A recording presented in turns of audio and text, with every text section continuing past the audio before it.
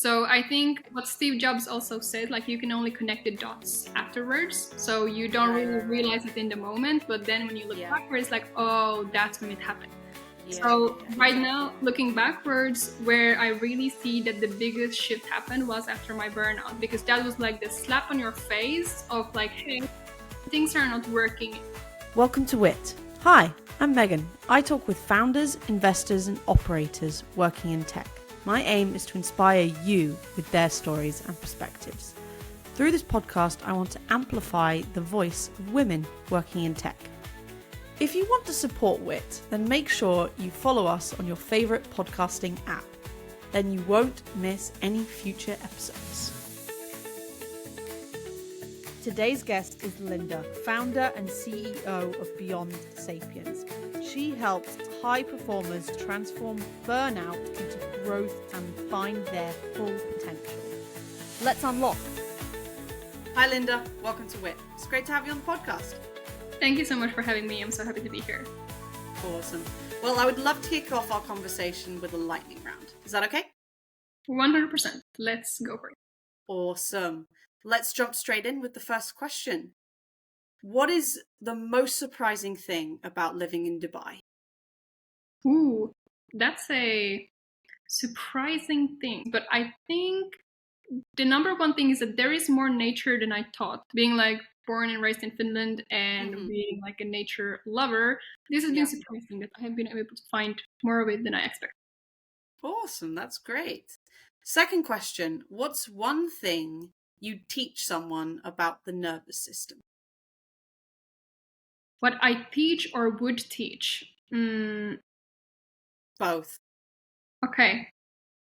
Honestly, I would say the number one thing that comes immediately to my mind is that your nervous system will set the stage of anything in your life. If your nervous system is dysregulated, everything you do will be dysregulated. So it would be to see your nervous system as your actual center of control.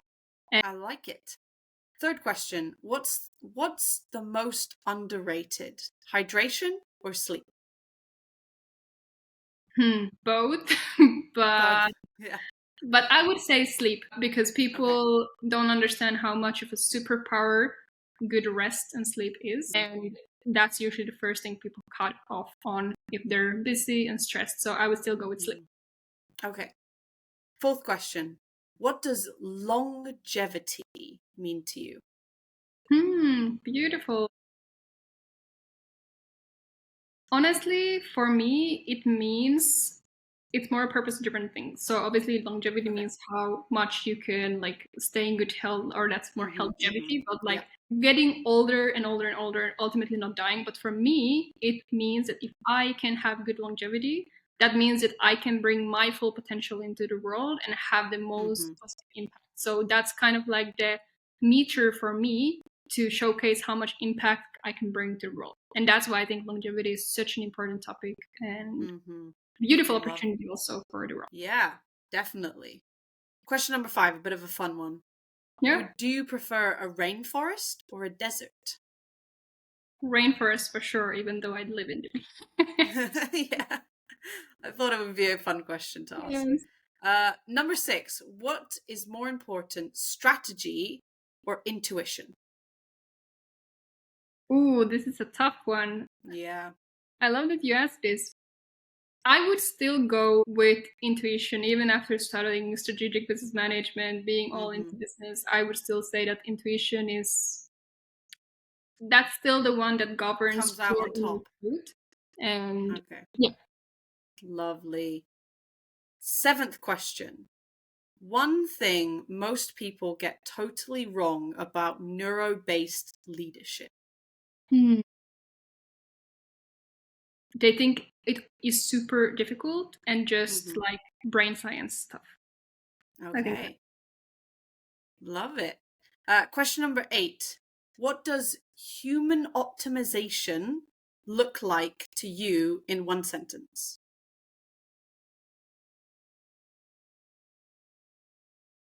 In one sentence, human optimization. It is working as a team with your biology and giving yourself the tools and tactics that you need to perform at your best. Love it. And then question number 9. What is your favorite type of chocolate? Oh, I'm vegan, so I would Oh, say that it is dark chocolate. dark chocolate. It's a good choice, I would say. And then the last question for the lightning round is, if you had to describe your entrepreneurial journey in 3 emojis, what would they be and why? It's a good question. You're a genius with these questions. Thank you. Okay, 3 emojis. This is Mm-hmm. wonderful. I would say it would start with a unicorn.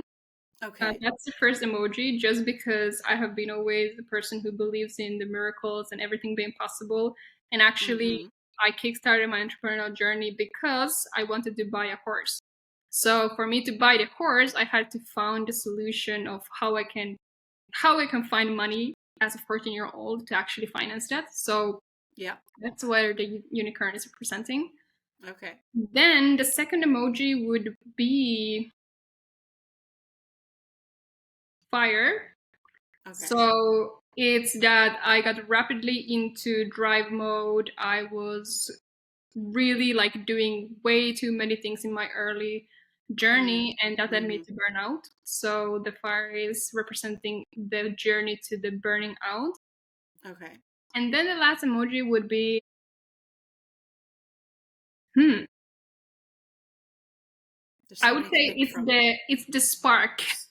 So The the the glimmer spark. sparkly one. Oh Yes, yes, the okay. sparkly one. And the reason why it's that one is that I think after this burn, the true magic was able to come to light. So I actually found what is my inner purpose? How do Mm-hmm. I want to work as an entrepreneur? And that's where everything became much more aligned, and it became, yeah, more magical, more forward growing, more impactful and visionary and stuff like that. So Right. More I would say sparkly. more spark. Yeah, I like that. I love those emojis. Those are some good ones. Yeah, Unicorn, fire, and sparkle. exactly. Love it. Well, that was really awesome. Thank you for answering my lightning round Of course. questions.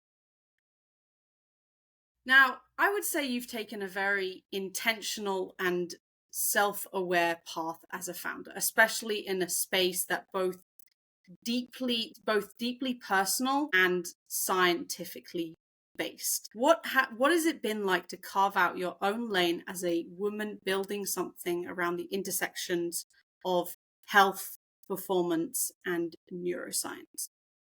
Thank you for the question and the kind words. I would say the first to start with, it's a long journey, but overall it's been amazing. I absolutely Mm-hmm. love this journey, even though it has been sometimes rough, sometimes more light, but full of learnings for sure.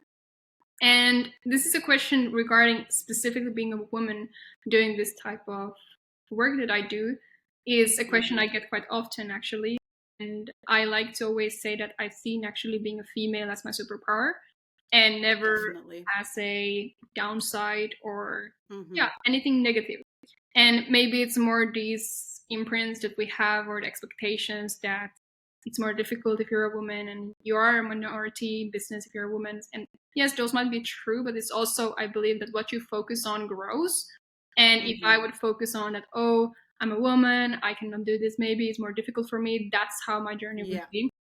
So I would say that it's been very given, and combining these areas of performance and science and everything that we do in my work today, obviously it Mm-hmm. has required me to acquire a lot of different skills, go through a Yeah. lot of different Definitely. experiences, and to really go quite deep on my own journey, because what I teach people requires that obviously I need to walk my talk. And being a coach Yeah. and also a founder, that's how I want to do it. And my integrity is on that line. Like I am Mm-hmm. striving to be the best version of myself. So for me to do that, I need to do the things myself first and showcase if it's working while knowing that no one size fits all approach exists. So I would say, how has it been? Tough, really tough.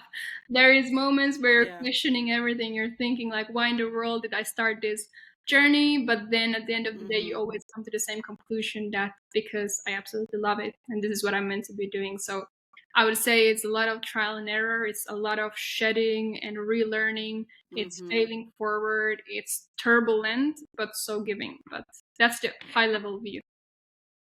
Yeah. No, that totally makes a lot of sense. I feel like that is not just for your industry, but for every founder out there. It is a roller coaster of a journey of emotions, of experiences, of learning new skills. And I want to talk about a little bit about the people that you coach, right? So many people struggle with kind of recognizing their own strength, right? Especially from shifting from different careers or trying to build something new. So like trying to build a company. What was like a moment in your journey where you really discovered your zone of genius Mm. or your superpower in this case? Yeah, I think it was like immediate, but also slow. So I think Okay. what Steve Jobs also said, like you can only connect the dots afterwards. So you don't Right, really right, right. realize it in the moment, but then when you look Yeah. backwards, like, oh, that's when it happened. So Yeah, right now, exactly. looking backwards, where I really see that the biggest shift happened was after my burnout, because that was like the slap on your face of like, hey, things are not working. You are going against your own boundaries. You are, burning your candle from both angles. And that was like the Yeah, moment that okay. stopped you. And for me, I see that that was the initiation for me to find my true genius, because many people, I think almost everyone can somehow recognize it. At some point in Mm-hmm. life, you are just lost and you are running just to try to find your way out. And maybe you Yeah. get into corporate or you get into sports and you just, you Mm-hmm. just start to run that circle and cycle in the hopes of finding it. And that's kind of like In the the needle hopes of finding process. something, yeah. Yes. And for me, I think I got very addicted to the performance, getting forward, feeling and finding that one of my superpowers is execution. It's getting things Okay. done, making the impossible possible. So I thought that Mm-hmm. this is my genius, and that's why I was like continuously doing different things. But I was wrong. I was Okay. partially right. That is part of my genius, but I was Right. being full in, and there was a lot of, you know, filling external expectations, searching for Right. Okay. validation, also connected to that, which led me to the burnout. And when I burned out and I stopped, that made me to really think and be like, okay, what do I value? Who am I? How do I need to recreate myself so that my Mm-hmm. identity matches what I actually am meant to be doing?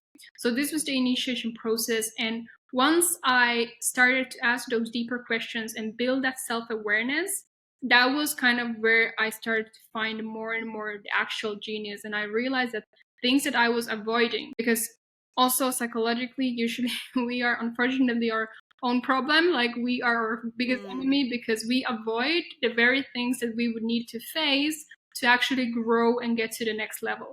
So I faced some of these things during this time where I was rebuilding my identity, and that Mm-hmm. enabled me to really explore like, okay, this is what my genius zone is. And right now I would say that my genius zone is holistic communication, like sharing my energy, sharing like the deeper knowings, asking the right questions from people that actually catalyze them towards their potential. So it all is revolving around communication, and all my work is Yeah. revolving around that part. But I never really Mm-hmm. saw it or worked on it or even accepted it. That would be part of my genius. Yeah. Obviously, I see that our genius is built from many different pillars, and it can be this one umbrella term. But yeah, so in a nutshell, I would say that the burnout kickstarted it, and then the deeper inner Mm-hmm. work that followed through that helped me to really bring up front that genius zone of mine. Yeah, yeah. Unlock your kind of your inner potential or something like that. Yes, for Right. sure, 100%. Okay. Yeah, no, I love that. I really find it really fascinating that it's humans as a species that restrict ourselves. Like it's that whole kind of ideology of it's just in your imagination. And I think it's really just interesting subject to talk about. But I really want to go a little bit more into you founding Beyond Sapien. But it's kind of, I would see it, in my opinion, as more than just a business. It feels like a kind of movement towards a more conscious, science informed way of living and leading. Can you walk us through the kind of origin story? What was the problem that you were seeing in the world that needed to be solved? Mm. Yeah, thank you. And I'm happy that you see it as the movement. That's what we're striving for. Awesome. But yeah, absolutely. So this was after my burnout, where I Hmm. was rebuilding, refinding, getting into Yep. what I actually want. And I was at the moment where I was about to quit one job and step out from another business I was running back then. Yeah. And my Got it. friend Alessandro, who is now my co-founder and really dear friend, he was on a similar journey. Like he had a similar situation. So we were like, okay, what if we just help each other to brainstorm what should we do next? So how can we Okay. find more of our own purposes? And we started having these conversations. It brought us much more closer. And what we discovered was that we were both on such a similar purpose journey. And then I Hmm. was just one day just like, you know what? Why don't we try to set up a company together just out of the blue? And the Yeah. funny Yeah. story here is that I think 2 years before this moment, we had this like question session with one of my friends. And she asked me, like, if you would need to pick one or two friends from your current group to set up a company with, who would they be? Right. And already back then, I said that, I think it would be Alessandro. So it was like a funny moment when I It's then, destiny. yeah, it was destiny. And we talked about it with him as well. So either way, that's where the journey started. And originally we wanted to, like, what I wanted to do was to bring Hmm. holistic and mental practices for athletes to recover. So how to recover in more natural ways by using neuroscience and more natural remedies. Whereas Oh, for okay. Alessandro, it was more about like high performance optimization and that route. And then we combined it to, okay, how can we bring this concept but for businesses and business leaders? And that's where everything started. So the problem we identified was that, well, we have gone through our own journeys of us not maximizing our potential, us not even Right. knowing our potential. So the Yeah. problem is that people don't know what they're capable of until they start to embark on the journey of exploring, what are my limits? Right. What can I Yeah. do? And this is not such a business friendly problem to solve. So as a founder, I don't recommend taking a problem people don't know they have. Okay. Yep. Good But idea. yes, so that's why we are also part of this movement part, because obviously it's a lot of educating Hmm. people, showcasing a new Yeah. thinking paradigm, what could be possible through Beyond Sapiens. So yeah, that's initially what we're solving, people exploring more of themselves. And obviously today we're approaching this problem from different angles. So okay, what is the symptoms that people know they have? Well, it is overwhelm, lacking energy, feeling like you're drained, having burnout, not clarity about your career. These are the actual tangible problems that people face, which usually Yeah. stem from this very deeper and more kind of in-depth potential question that we're Hmm. angling at the end of the day. So yeah. Yeah. It's definitely a really deep problem. As you said, it's a very kind of invisible one as well. I think I would phrase it like that. Hmm. Um, but yeah, no, it's definitely one of those companies that people really don't know that they need until they're like, oh, I need to kind of figure myself out before. And I like it. I think your company is just it's so interesting the way and I want an example. Can you give me an example of how you allow these people to explore and really live up to their potential? Love that. First of all, it all comes down to awareness. And I always, as I already Yeah. said, you only know what you know. It's like if you only been in a relationship with a certain type of person, that's the only relationship dynamic you know. If you only lived in one type Right, of right, right. country, that's the dynamic of an environment that you know until Yeah. you explore more. So the first aspect to even start to explore more would be to, okay, how am I really feeling? So it all starts with self-exploration. How can we increase your self-awareness? And how we do this is that we actually work with your psychology and your biology. So these are two Okay. components that we bring together to bring you more of the self-awareness. So for the biology part, we actually want to know what's happening with your body. How is your body feeling? How is your sleep? How is your epigenetics? Like we even go Mhm. so deep as a genetic and epigenetic levels to know Okay. what's going on. So it's also like our bodies are not cars. Our body cannot tell like, hey, I'm lacking oil, or hey, now you need to change this part. We Yeah, don't yeah, have yeah. those signalings, so we have no idea what's happening in this vessel of ours. Right, So right, right. this is the part where we bring those marks on paper. When we take all the tests from you, we showcase this is what's happening, this is reality. The psychology part is Yeah. the other one, going deeper of like asking the questions. What do you want in life? Who are you really? What do you value? What do you want to use your time with? And then when people see that I actually don't know really the answer for these, that's when you become aware of like, maybe there is something I am missing. So this Yeah. is the two pillars. So everything starts with awareness.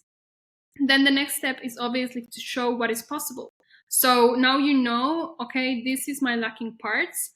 Then we paint the picture. If we fill up this biological aspect, if we fill this cup of clarity mentally, this is what life could look like. So starting to paint the vision, recognizing what do you want, so they can set that like alternative target for themselves. Because if you only Okay, so set like goals, right? yeah, or it's more like a vision of what a 2.0 version of Megan Oh, would. okay, like a vision of what could be. Yes, exactly. Okay, got it. And then we coach you through it. So we give you the strategies, we give you the blueprints, we give you the support needed for you to reach that 2.0 version. And now you have done a transformation from 1.0 to 2.0. So what do you think next? Oh, what is a 3.0? So now we put you on the path of understanding and knowing that you can change, you can evolve, how your personality, how your fears, how your mindset is now, it's not set, it can change. Literally, Yeah, our expression of our genes through epigenetics is changing yeah. because of our thoughts, our environments. So there's so much we can change, but we just don't know it. So yeah. No, no, no, yeah. Now I really understand the unicorn emoji Yeah. because it's very magical, it's very mystical, but it sounds great. And But it's all I science would backed. That's the thing. It sounds it's all magical. science backed. That's yeah, okay. So it's not just magic and fairy No, no, tales. no. It sounds like it, but it's true. So Awesome. No, that's super interesting. I really love this conversation and we'll come back to this topic a little bit later, but I want to dive into curiosity because it seems like it's a really driving force in your life. How do you cultivate and protect your curiosity as a founder, especially in a world that's kind of pushing for productivity and results? mm, look, to be honest, I think curiosity comes from knowing yourself. And the reason is that the more you know, the more you also know that there is to know. Okay. And I think for me, and this is my opinion only, but the more you know yourself, the more connected Mm-hmm. you are with yourself, the more open you are to different perspectives, like opinions you don't agree with, to go and fail. So the stronger your relationship and knowing it yourself, the more I think you have resilience and capacity for actual deep curiosity. And not just curiosity, but action backed curiosity, where you take action based on what you're curious about.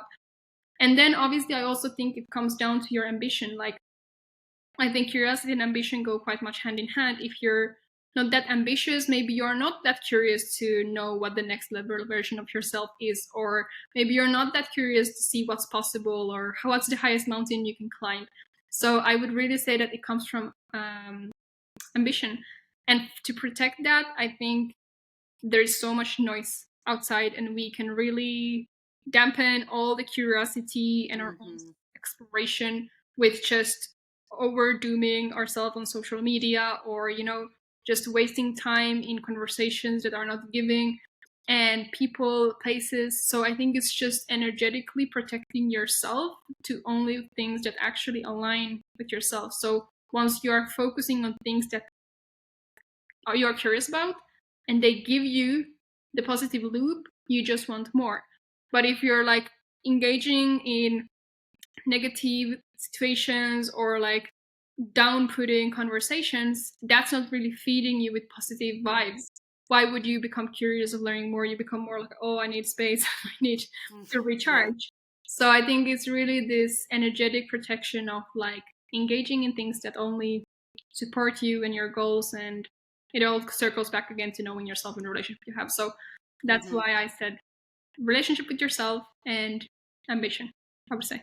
Ambition, yeah. I feel like I'm always coming back to ambition. I think I know that it's 100% a very important part of humanity as a whole, I would say. But yeah, no, I definitely loved how you phrased it, coming back to, again, obviously yourself, and then thinking about what are you passionate about and all those sorts of things. I really like that. But let's now dig into your frameworks, right? So still on the same vague topic, you talked a little bit about how to structure your work and your life, and then some kind of life hacks. Tell me a little bit more about that. Sure. I believe you asked about strategy and intuition in the beginning, and I said intuition. For intuition to actually be powerful, we need the strategy and the systems part for it. And the more of a visionary, holistic person you are, the more you need systems to actually back you up, to keep you accountable, to actually get things done. Because it's easy to get in the cloud of dreaming and imagining, but then nothing ideas and yes. So for me, honestly, even though now maybe you and the listeners might feel like, yeah, she's so up in the air with her visionary thoughts. I don't think that. But believe me, I actually, since I was, I think 10, I've always had like a paper calendar. And since then now I use Google Calendar, digital one. So I would say that like simplicity, bit easier. Yes, simplicity, like keep things, like what is not scheduled will not happen. That's like my number one rule. Like if it's not put there, it won't happen. If it's not in my calendar, it's not gonna happen. No. And this is also what I tell my clients. If you're not scheduling your lunch, your sleep, your rest, that also will not happen. So you cannot have well-being if you're not scheduled. So schedule everything. Schedule everything. I like it. My family says like, I don't even want to look at your calendar. I get stressed by it, and I'm like, no, this is my peace. It gives me so much peace to see that everything is there. So yeah, that's the obvious number one, which I will start with. But then really mapping things out. I'm a huge believer of like, if you don't have the clarity, you don't know where you're going. So for me, mapping out things comes from, first of all, yearly reviews, knowing on a yearly basis, like where am I going, what happened, what is my goals, quarterly reviews and goals, weekly and monthly checkups, that am I still aligned with what I set myself up for, daily task management, and all of this needs to build up to the yearly plan that you have. So daily task management, 3 top tasks for each day, no more and no less. Because like, or whatever works for you, but more than 3, I don't think you can have focus. And all of these top 3 for daily, is this for daily? Yes, daily top 3 tasks. And this will help you have the clarity of outsourcing your brain capacity of thinking, what do I need to do, like what is important, because you already outsource it, it is in your system. And obviously anyone can build it in any way, but this as a founder, like you have so many moving tasks, people call you, can you do this, can you fix that?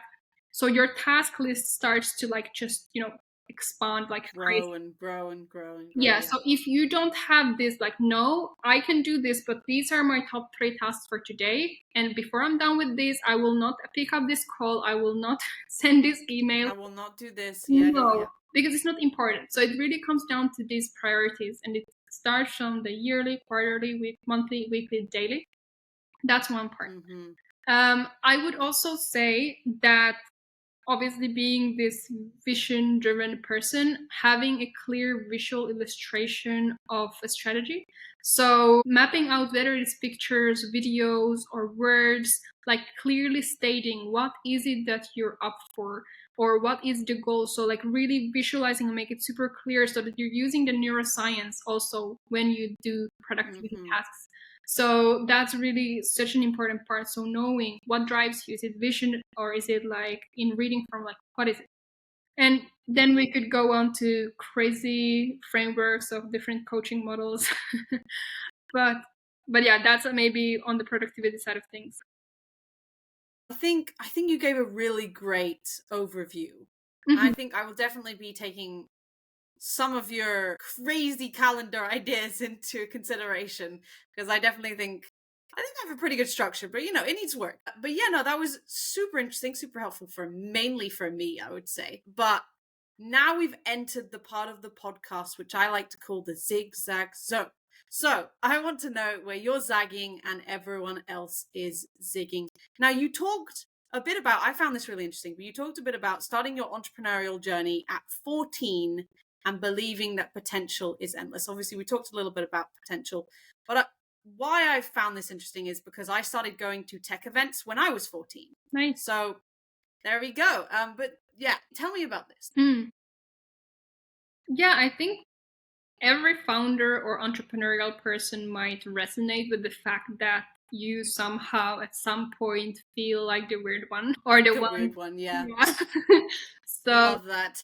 I think that's just like part of the package when you decide just normal to, get into entrepreneurship or entrepreneurial world. Yeah. So yeah, I don't know, honestly. Even my parents used to call me like delusional in a good way when I was a kid. That's nice. Not maybe really that word, but like something in that line. And it was that I was so determined. If I wanted something, I just made it happen. And with this, like starting at 14, I just had the dream of this horse back then. That was like my life mission. Like I want to have my own pony. Life mission. I love it. Universe. I need this universe. Pony. So I like it. Yeah, that was the thing. And before this, and this dream started when I was like 9 or 10. So I kept with this dream for 5 years, and I did not receive the horse, So it wasn't just like an up in the air and I forgot about it.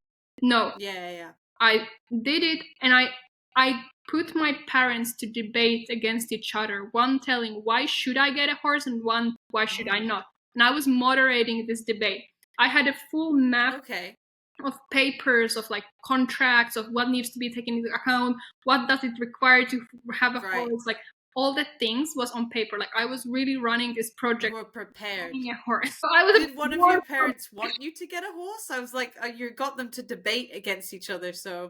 Yeah, no, they didn't want, but I asked them to like, you need to prone the creative thinking of what would it make, like why would it be a good part of this person to Yes, that makes sense. Yes. So, for me, when you talk about the potential, that's where it all sparked. Like, I just knew that I will get that horse one way or the other, and I won't give up.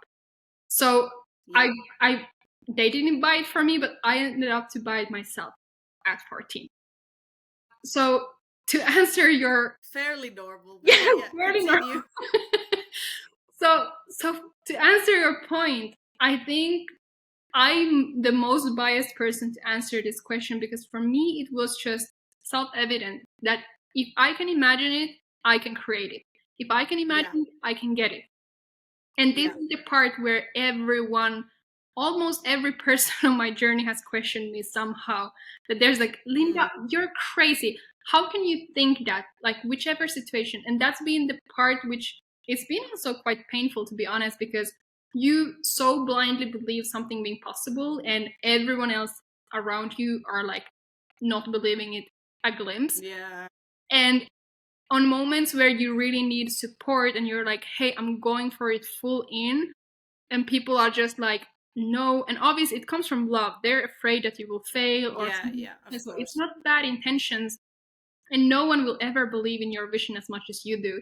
But the fact that people are just like questioning and like not believing, it's like that's the part where I've always felt like no one just gets it. But now I've learned to live with it. It's like, even like I understand it. Like I also don't believe in everyone's visions as much as they do, and it's normal. But this for sure is the part where I've always been the extreme one, the weirdo. Yeah. I mean, I definitely think it is a huge part of being an entrepreneur and being a founder is, as you said, no one is going to believe in your passion or your vision or your company or whatever it is, your idea, as much as you are, and I feel like it definitely is such a difficult thing to struggle with. But then again, it's like, if you can do it, they're all like, oh wow, good job, Yeah. So I think it's got ups and downs, but that was really awesome. I really enjoyed your your horse endeavor is what I'm going to call it. But now we're sadly coming to the end of the podcast, but I do have 3 final questions for you. So imagine it's 2035, so in 10 years time. What does your life look like? What does your company look like? I would say that I'm happy to say that many parts of my life would be quite similar in terms of I feel like I build a life based on alignment. Obviously, they will grow and evolve. But I would say that my life, how it's different, it would be that I have the full freedom to focus on impact. So I can dedicate my time to projects that actually do evolve the way we work as humans and how organizations do their operations. So it's like I'm fully focused on the impact side of things. So full financial freedom to invest, to really push the impact forward and make a difference. Truly make the difference. And I think that's for sure number one. But when it comes, maybe I would have a house in a tropical island or something. Good. Yes, that's a good idea. Yeah. So awesome. That's sure. A lot of travel, challenging my mindset, meeting beautiful, impactful people, and regarding business, I do see Beyond Sapiens to be one of the number one companies that are impacting organizations to change to a more individual-centric approach in driving business forward. And obviously, I hope at that point we would have like clear market space, like fully in UAE, but also like globally, especially in the US. I think that's one of the key markets that we're trying to reach into. And hopefully we would have our software up and running, so we would not be just a mentoring company, but we would be a fully software, tech-based, AI-based company. Who knows? I think at that time, we don't even know what life will look like. I think we have the flying cars and ability to live forever. And science keeps on expanding as it does. So definitely. Well, I think all good things to wish for. Houses, flying cars. Yes. Great. And then second question is, how can listeners follow along with your journey? Sure. I'm most active on LinkedIn, so I would love if any of this resonates, or if you want to reach out, have a conversation, just see what we can bring together out to the world. So reach out on LinkedIn. And I'm also getting more active on Instagram, so you can just use my name and you will find me. Awesome. And then last question, how can listeners be useful to you? So what can they do to help you? Look, I would say that if you listen this far, the best way of being this service is to really start thinking, what is your potential? What is the 2.0 version of yourself? That is truly the best way of being to service to me and yourself. Because the better version of you you're becoming, that's my mission. That's why I'm here. And so that's my answer. But again, I'm also open to hear if there's any suggestions. We're open for partnerships, collaborations. I am a big believer that you can alone go far. Together, there is no limit to how far you can go. So that's our motto. Love it. Well, thank you so much for being on my podcast. I'm really looking forward to following along with, obviously, your journey and your company's journey. But thank you so much. Thank you so much, Megan, for having me. It's been a pleasure. I really enjoyed this conversation. Awesome. Thanks for listening. Hope you enjoyed this week's episode. To make sure you don't miss next week's episode, follow us on your favorite podcasting app. Do consider leaving us a review, as it helps the podcast tremendously.